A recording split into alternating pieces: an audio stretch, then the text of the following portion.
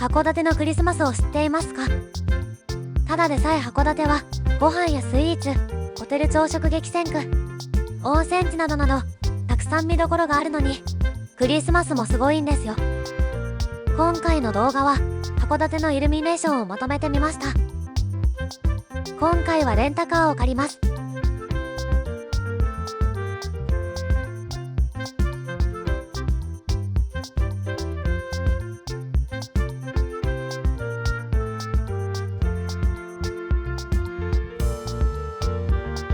今が旬のインフォメーションをたくさん教えてくれます。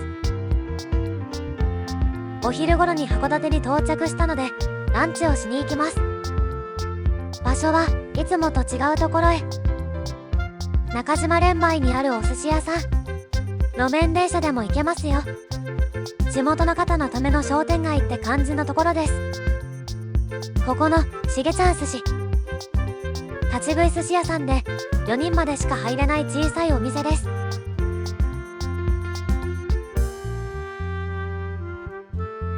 入店してみると2人分空きがあったのでラッキー。注文表をもらえるので自分で書いておかみさんに渡すスタイル。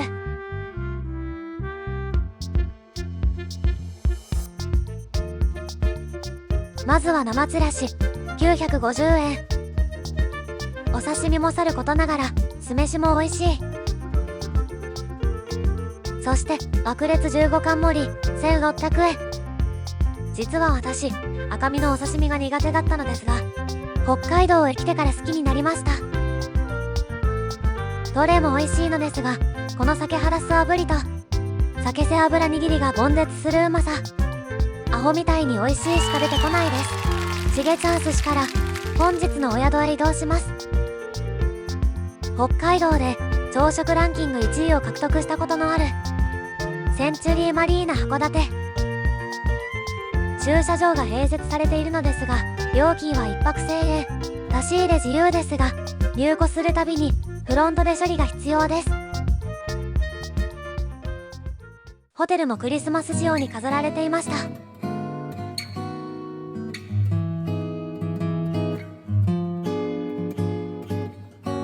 本日のお部屋はスタンダードダブルルーム 20.5 平米。残念ながら赤レンガ向きのお部屋ではないのですが、スタンダードでこんな感じかと思っていただければ。シャワーヘッドはスクエアタイプというのだろうか。このお部屋はシャワーだけしかついていませんが、温泉に入りに行くのでノープロブレムです。必要なものはある程度常備されていました。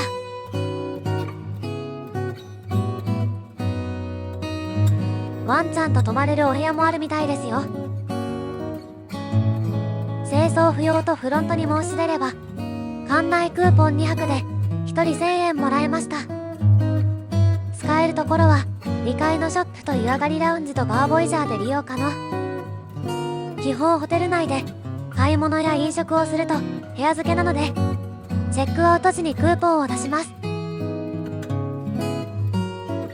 私としては十分なお部屋です。広すぎると少し寂しくなっちゃうので、部屋からの眺めはこんな感じ。東急ステイに泊まった時の動画もご参考ください。クローゼットに館内着2種類とアイロン、スリッパや温泉バッグがあります。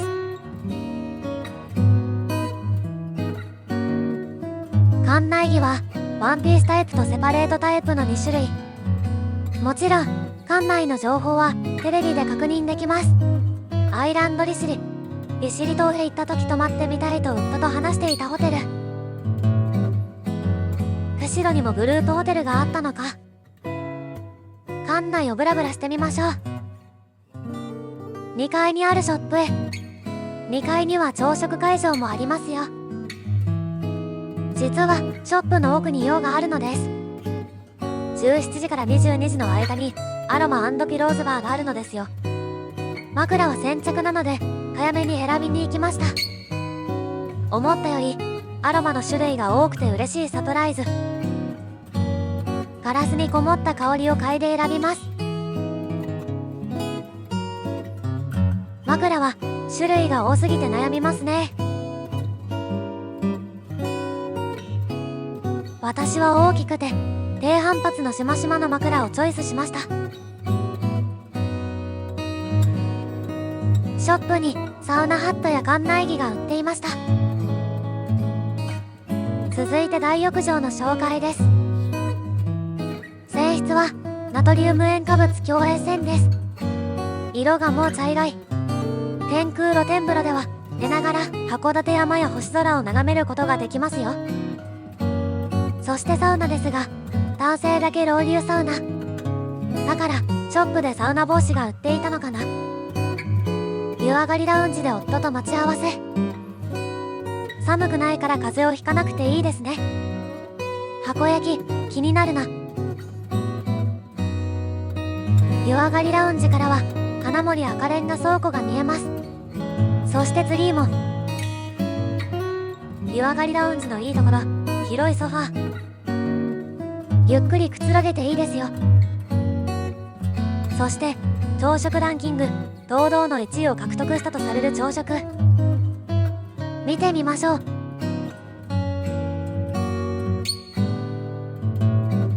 サラダの種類が多い。中華、和食、洋食なんでもありました。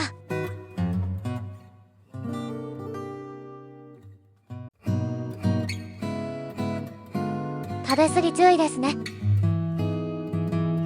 お刺身や焼き魚、日替わり焼きおにぎり、麺類にカレー。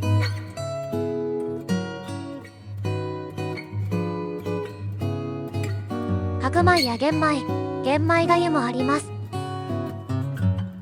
玄米がゆとても美味しかったです。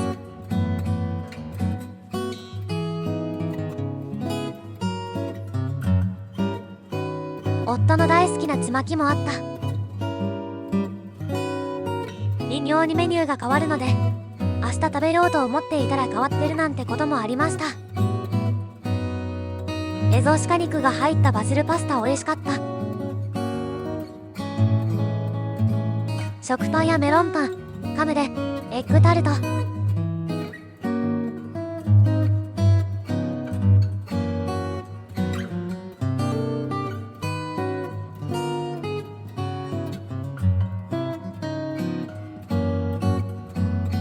エッグタルトは札幌同級レーの方が美味しかったな。ソ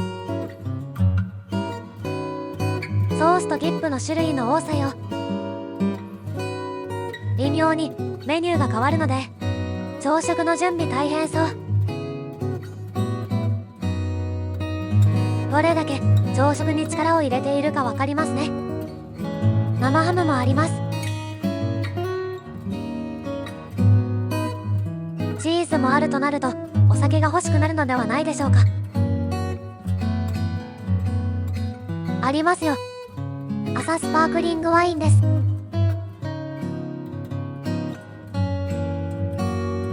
ドリンク類もたくさんありました。ケーキもフルーツもたくさん。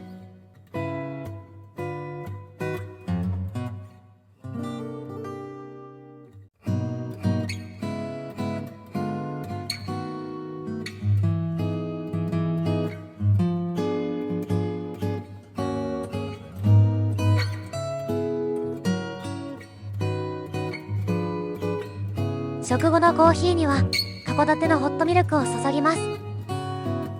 よく見るとお一人様席がありました。ここからは函館のクリスマスイルミネーションの紹介です。トップバッターは五稜郭。だいたい12から2月にイルミネーションをやってるみたいです。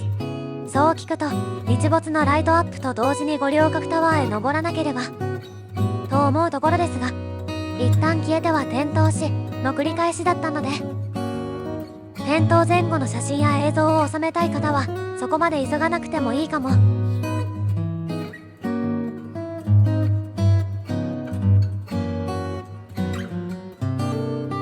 土方歳三も穏やかな表情をしているように見える。お次は金森赤レンガ倉庫。開催期間の毎日18時30分、19時30分、20時30分の15分間だけプレミアムレッドツリーが見れます。皆さんに素敵なクリスマスが訪れますように。メリークリスマス。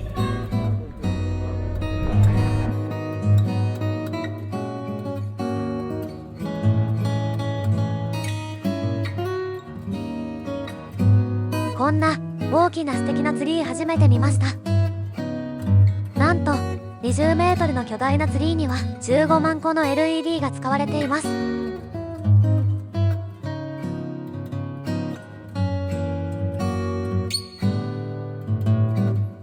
寒くて体が冷えたのでスープを食べました。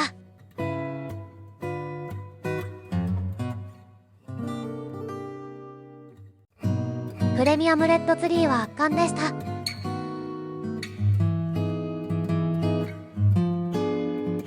続いて八幡坂。坂の上にあり、道が凍っていたのでガチで危なかったです。転ばないようにね。晩ご飯はラッピーで。ベイエリア本店はラッキーピエロの第1号店です。チャイニーズチキン2段のり弁当 S480 円。安くてうまい。ふわふわバンズのラッキーチーズバーガー440円。ラッピーのお隣のハセストで焼き鳥購入。夫が凍結した道で転んでまで死守した焼き鳥たちです。テイクアウトをしても美味しいです。美味しい朝食に温泉、赤レンガ倉庫まで徒歩圏内。とてもいい立地のホテルですね。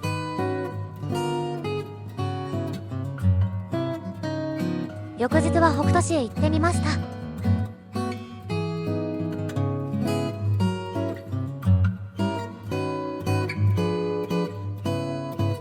赤レンガ倉庫のさらに奥にもアンジェリック・ボヤージュさんがあるのですが、せっかくなので北斗邸へ行ってみます。センチュリーマリーナ函館から車で約25分。イートイン予定でしたが、クリスマス時期は予約のクリスマスケーキ置き場として使われるのでイートインできないとのことです。クレープシュゼット食べたかったな。賞味期限30分のいちごのミルフィーユクレープと北斗店限定の和ぶりのモンブランをいただきました。和ぶりのモンブランがかなりのボリューム。美味しいけど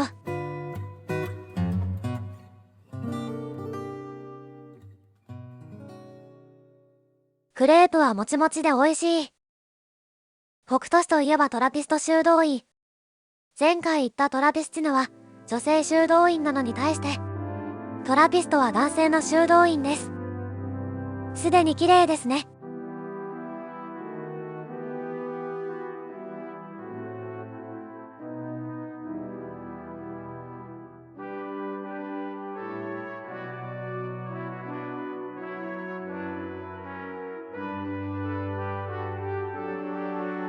ルルドの洞窟へ行ってからソフトクリームを食べてライトアップを見ます。ルルドの洞窟までに10分だと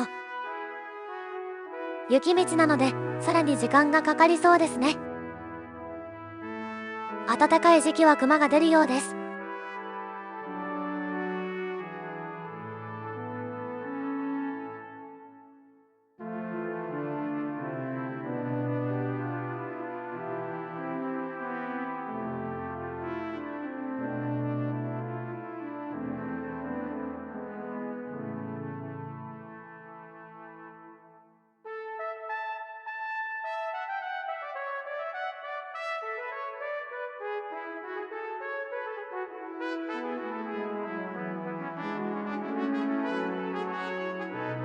結構傾斜もあったので疲れました。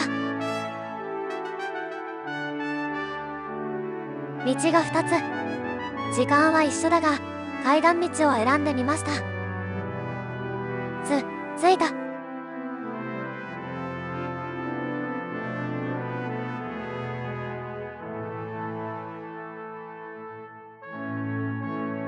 とっても綺麗な景色。だんだん日が沈んできましたね。車を移動させてライトアップまでソフトクリームを食べて待機。トラピストクッキーがついた人気のソフトクリームです。トラピスト修道院伝統の発酵バターを使っているそうです。ソフトクリームもトラピストクッキーも食べたことがなかったので一度に2つ食べれていいですね。味は濃厚すぎないけど少し濃厚よりかな。クッキーはロータスビスコフにちょっと近いような。キャンドルが灯されるまで散策します。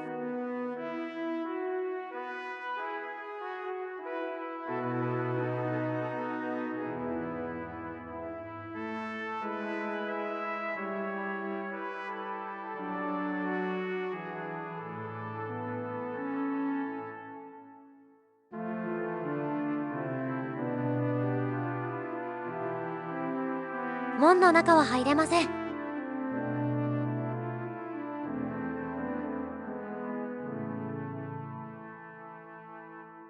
カラビスチヌより若干イラストが可愛い。厳律さは変わらなさそう。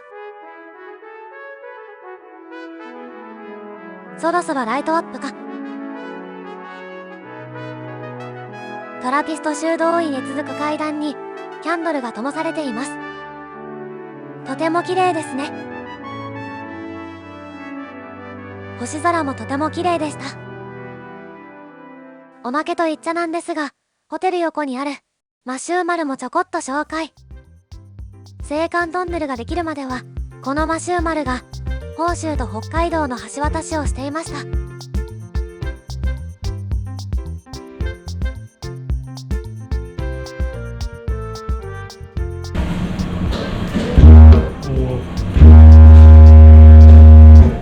この汽笛はこの部屋のみにしか鳴り響きません。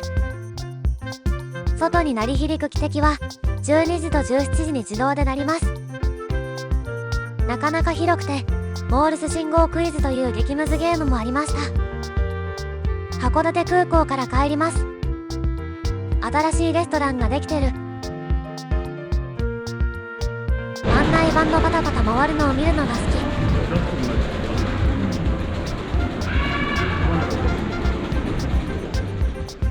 帰ってきてしまった。